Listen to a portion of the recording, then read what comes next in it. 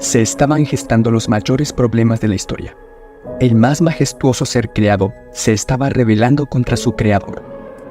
Lucifer, el hijo de la mañana, se llenó de orgullo debido a su belleza, su poder y sus habilidades. Era el gran general de las cortes celestiales, el que seguía en jerarquía a Cristo. Pero cuando Dios dijo a su hijo, hagamos al hombre a nuestra imagen, Lucifer sintió celos de Jesús. Deseó que se le consultase acerca de la formación del hombre, y porque esto no se hizo, se llenó de envidia, celos y odio. Empezó a sembrar descontento entre los ángeles.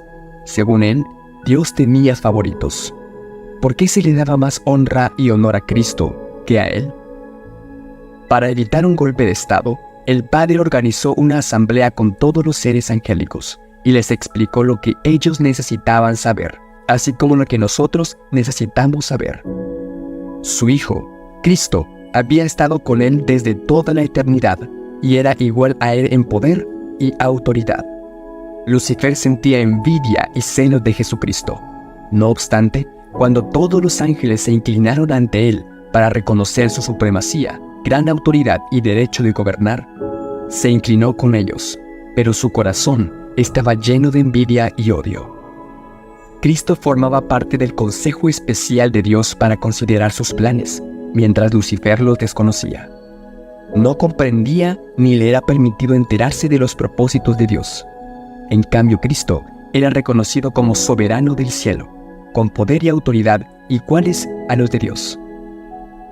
Lucifer había sido sumamente exaltado, pero eso no despertó en él ni gratitud ni alabanzas a su Creador. Aspiraba a llegar a la altura de Dios mismo. Había estado cerca del gran Creador y los persistentes rayos de la gloriosa luz que rodeaban al Dios eterno habían resplandecido especialmente sobre él. ¿No eran sus vestiduras hermosas y refulgentes? ¿Por qué debía honrarse a Cristo más que a él? Salió de la presencia del Padre descontento y lleno de envidia contra Jesucristo. Congregó a las huestes angélicas disimulando sus verdaderos propósitos y les presentó su tema, que era él mismo. Como quien había sido agraviado, se refirió a la preferencia que Dios había manifestado hacia Jesús, postergándolo a él. Les dijo que la dulce libertad que habían disfrutado los ángeles llegaría a su fin. ¿Acaso no se les había puesto un gobernador a quien de allí en adelante debían tributar honor servil? Les declaró que él los había congregado para asegurarles que no soportaría más esa invasión de sus derechos y los de ellos, que nunca más rendiría adoración a Cristo, que tomaría para sí la honra que debiera habérsele conferido y sería el caudillo de todos los que estuvieran dispuestos a seguirlo y a obedecer su voz. Hubo discusión entre los ángeles. Lucifer y sus seguidores luchaban para reformar el gobierno de Dios. Estaban descontentos y se sentían infelices porque no podían indagar en su inescrutable sabiduría ni averiguar sus propósitos al exaltar a su Hijo y dotarlo de poder y mando ilimitados. Se rebelaron contra la autoridad del Hijo. Los ángeles leales trataron de reconciliar con la voluntad de su Creador a ese poderoso ángel rebelde. Justificaron el acto de Dios al honrar a Cristo y con poderosos argumentos trataron de convencer a Lucifer de que no tenía entonces menos honra que la que había tenido antes que el Padre proclamara el honor que había conferido a su Hijo. Le mostraron claramente que Cristo era el Hijo de Dios, que existía con él antes que los ángeles fueran creados y que siempre había estado a la diestra del Padre sin que su tierna y amorosa autoridad hubiera sido puesta en tela de juicio hasta ese momento, y que no había dado orden alguna que no fuera ejecutada con gozo por la hueste angélica. Argumentaron que el hecho de que Cristo recibiera honores especiales de parte del Padre en presencia de todos los ángeles no disminuía la honra que Lucifer había recibido hasta entonces. Los ángeles lloraron, ansiosamente intentaron convencerlo de que renunciara a sus propósitos malvados para someterse a su Creador, pues todo había sido hasta entonces paz y armonía. ¿Y qué consecuencia iba a traer aquella discordante y rebelde voz? Lucifer no quiso escucharlos. Se apartó entonces de los ángeles leales, acusándolos de servilismo. Estos se asombraron al ver que Lucifer tenía éxito en sus esfuerzos por incitar a la rebelión. les prometió a los ángeles un nuevo gobierno, mejor que el que tenían entonces, en el que todo sería libertad. Muchísimos expresaron su propósito de aceptarlo como su dirigente y comandante en jefe. Cuando vio que sus propuestas tenían éxito, se vanaglorió que podría llegar a tener a todos los ángeles de su lado, que sería igual a Dios mismo, y su voz llena de autoridad sería escuchada al dar órdenes a toda la hueste celestial.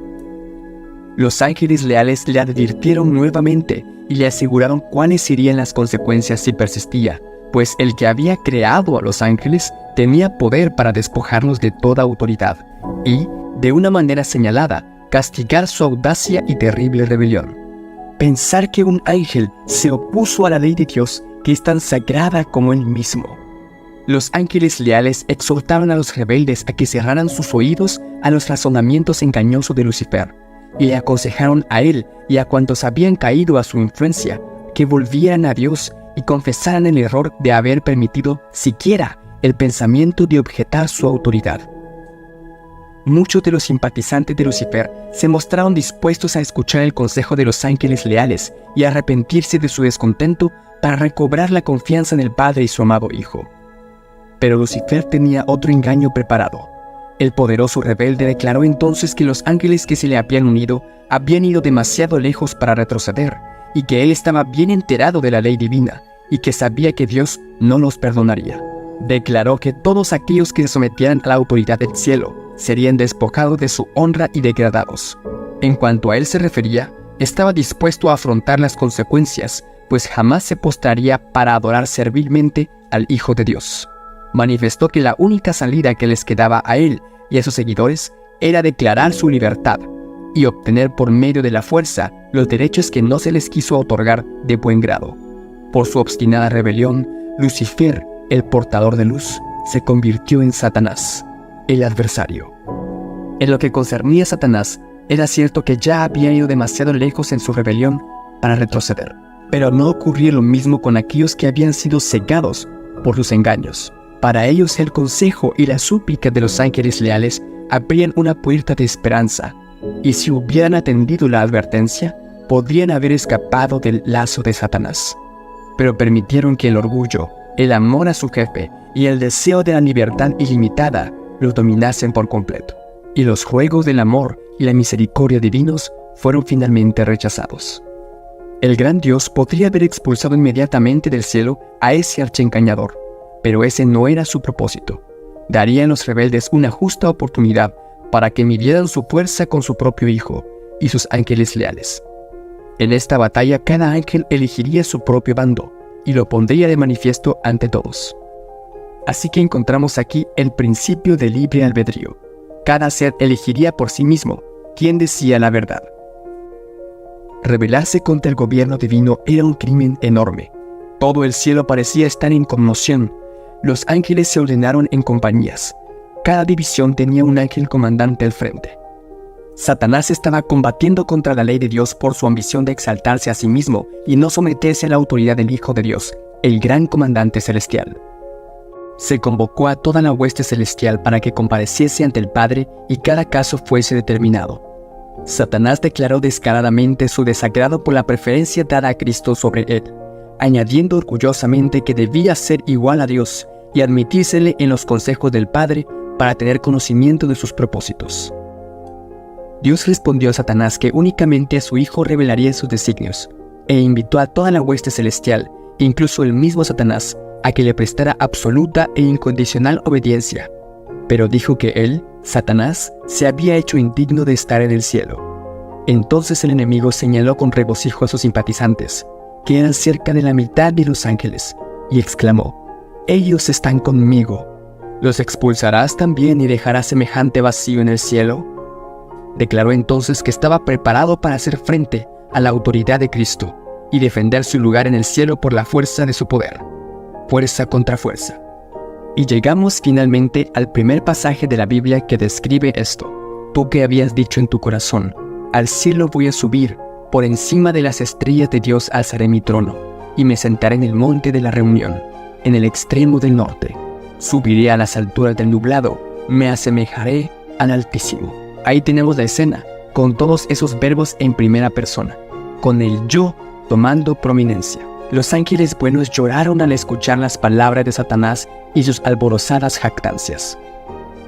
Dios afirmó que los rebeldes no podían permanecer más tiempo en el cielo. Ocupaban esa posición elevada y feliz con la condición de obedecer la ley que Dios había dado para gobernar a los seres de inteligencia superior. Pero no se había hecho ninguna provisión para salvar a los que se atrevieran a transgredirla. Satanás se envalentonó en su rebelión y expresó su desprecio por la ley del Creador. No la podía soportar. Afirmó que los ángeles no necesitaban ley y que debían ser libres para seguir su propia voluntad, que siempre los guiaría con rectitud, que la ley era una restricción de su libertad y que su abolición era uno de los grandes objetivos de su subversión. La condición de los ángeles, según él, debía mejorar, pero Dios, que había promulgado las leyes y las había hecho iguales a sí mismo, no pensaba así. La felicidad de la hueste angélica dependía de su perfecta obediencia a la ley. Cada cual tenía una tarea que cumplir, y hasta el momento cuando Satanás se rebeló, había existido perfecto orden y armonía en las alturas. Entonces hubo guerra en el cielo. El Hijo de Dios, el Príncipe Celestial y sus ángeles leales entraron en conflicto con el archirrebelde y los que se unieron. El Hijo de Dios y los ángeles fieles prevalecieron, y Satanás y sus seguidores fueron expulsados del cielo.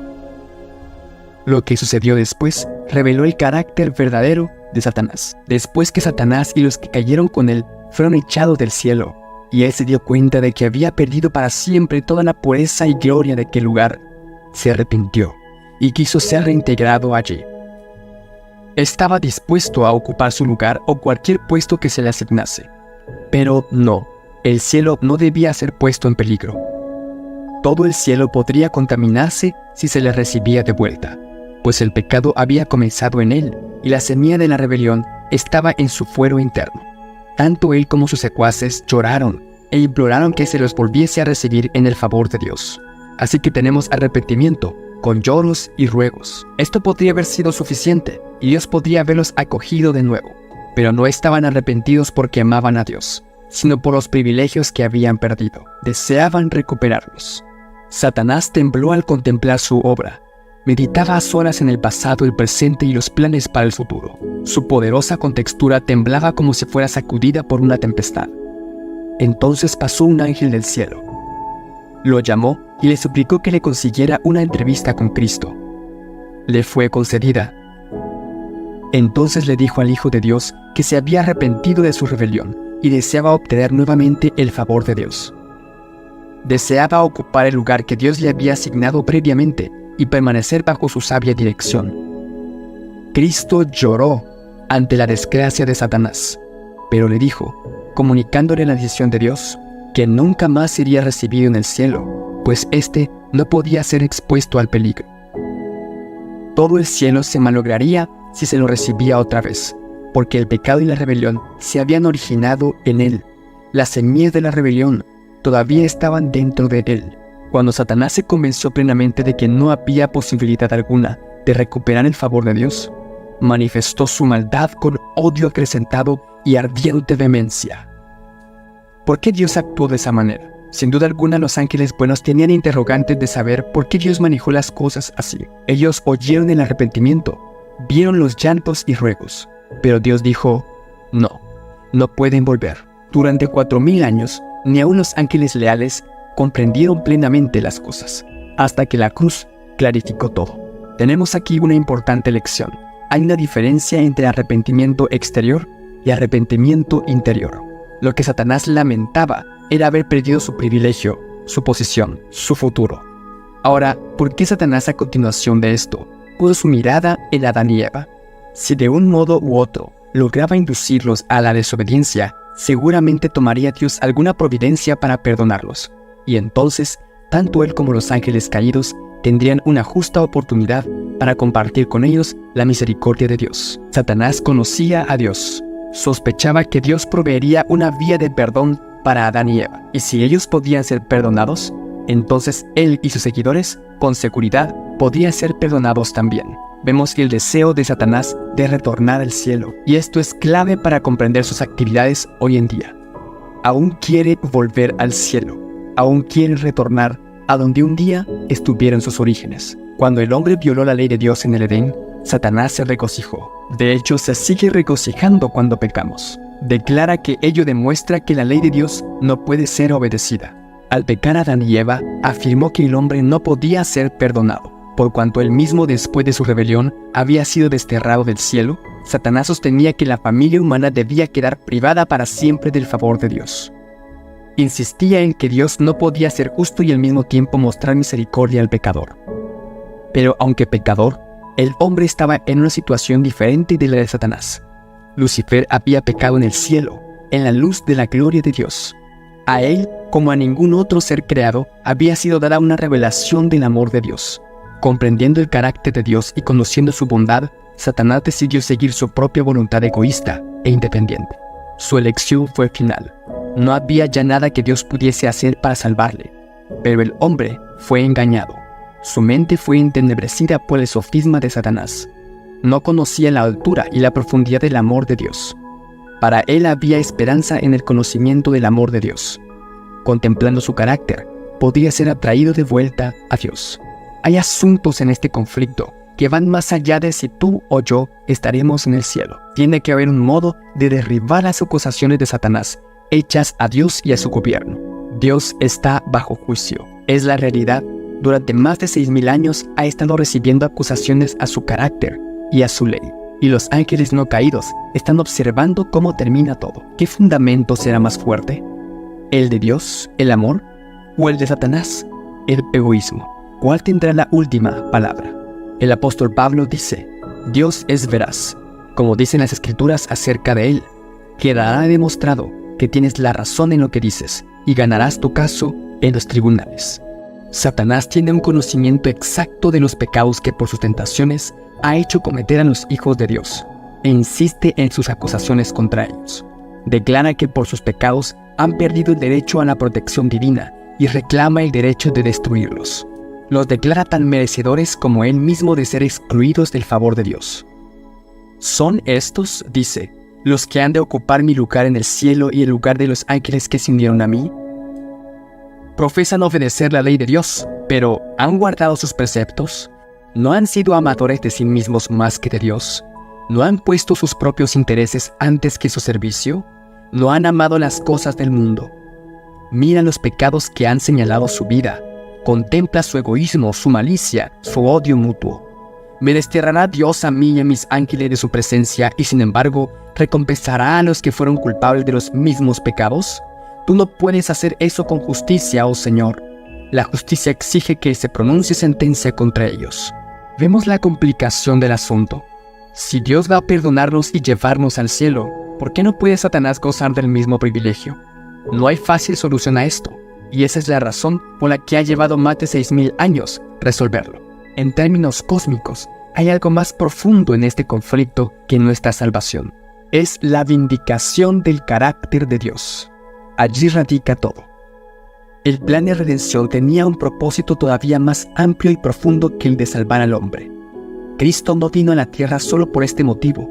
No vino meramente para que los habitantes de este pequeño mundo acatasen la ley de Dios como debe ser acatada, sino que vino para vindicar el carácter de Dios ante todo el universo. El acto de Cristo de morir por la salvación del hombre no solo haría accesible el cielo para los hombres, sino que ante todo el universo justificaría a Dios y a su Hijo en su trato con la rebelión de Satanás. Demostraría la perpetuidad de la ley de Dios y revelaría la naturaleza y las consecuencias del pecado. Así que, ¿cómo vindicará Dios su nombre? Con 2 palabras: la cruz. Ese es el modo elegido por Dios, no por poder ni por fortaleza, sino por la demostración de su amor.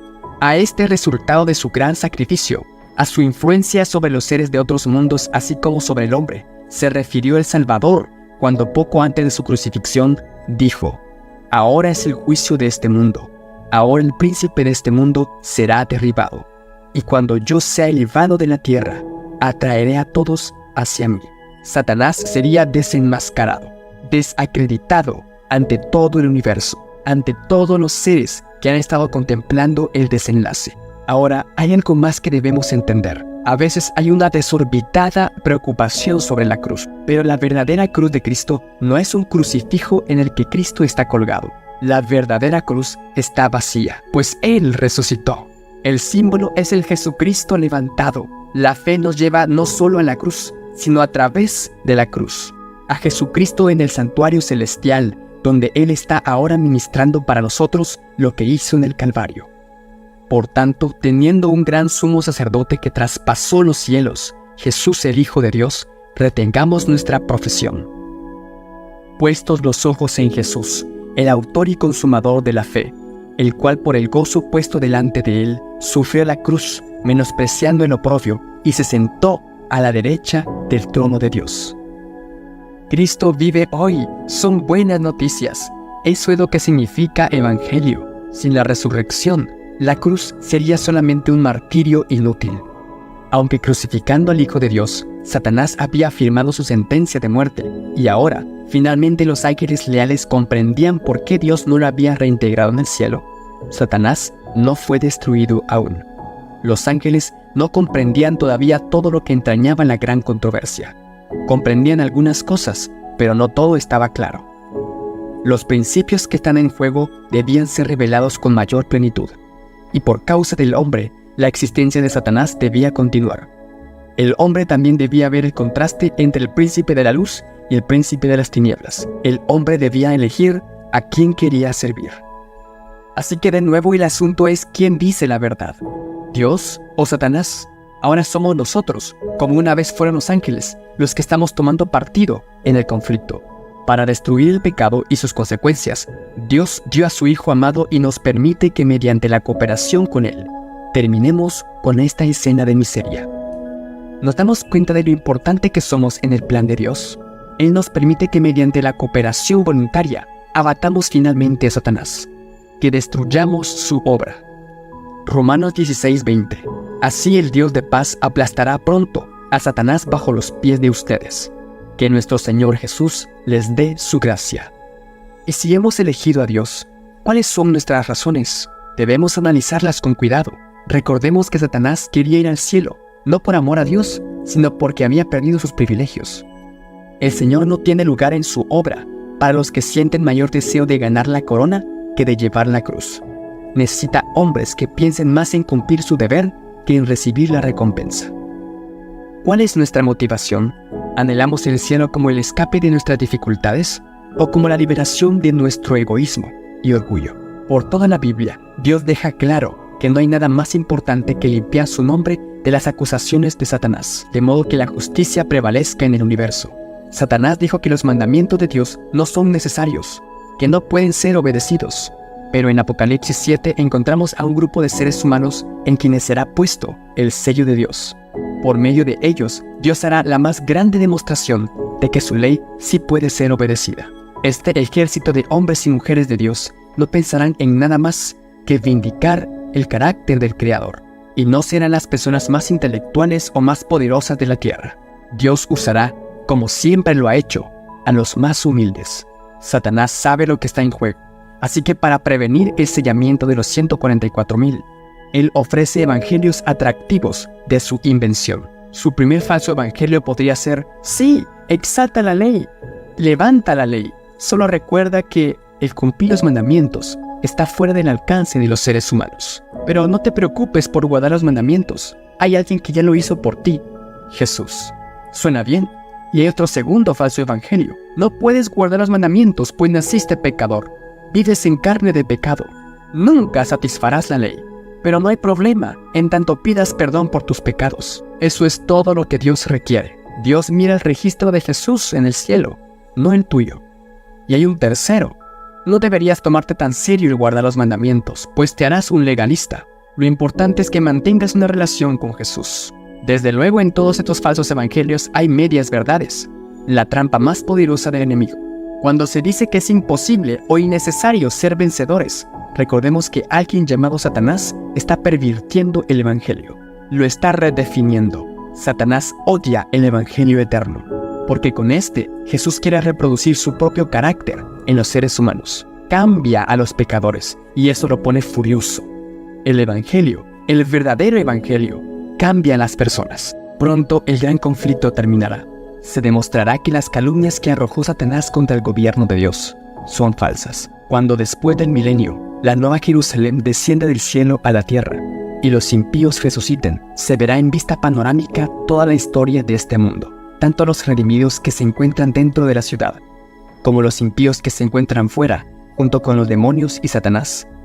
Todos declararán la justicia de Dios. Satanás será obligado a reconocer que Dios le dio toda ventaja. Se le permitió tener a todos los sabios, los poderosos y los brillantes de la tierra, mientras que Jesucristo tuvo a los indoctos, a los débiles, a los pobres. 1 Corintios 1, 27 al 28. Sino que lo necio del mundo escogió Dios para avergonzar a los sabios, y lo débil del mundo escogió Dios para avergonzar a lo fuerte, y lo vil del mundo y lo menospreciado escogió Dios, y lo que no es para deshacer lo que es.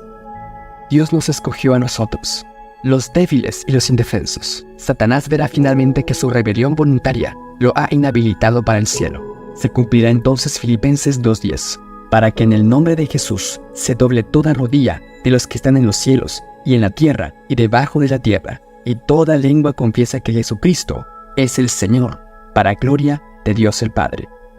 Este es el asunto desde el principio. ¿Es Jesucristo verdaderamente Señor?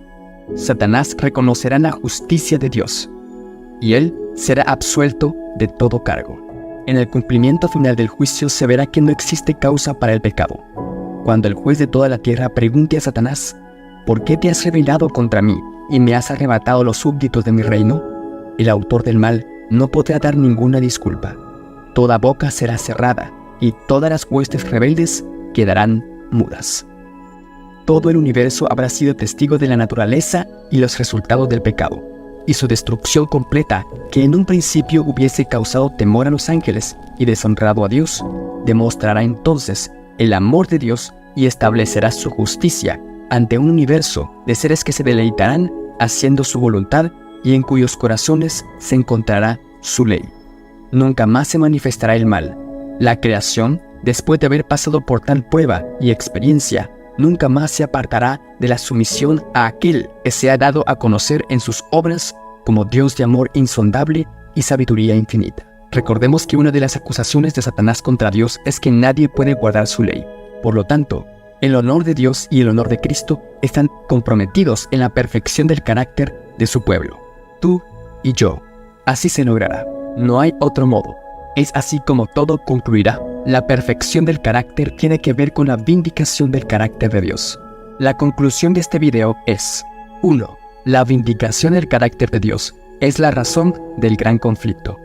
2. Satanás ha acusado a Dios de ser injusto y de tener favoritos, a su ley y su gobierno de necesitados de ser cambiados, y que si no pueden ser cambiados, entonces Dios no puede ser justo y misericordioso a la vez, pues si destruye al transgresor, no es misericordioso, y si perdona al transgresor, no es justo, y también ha asegurado que nadie puede guardar los mandamientos.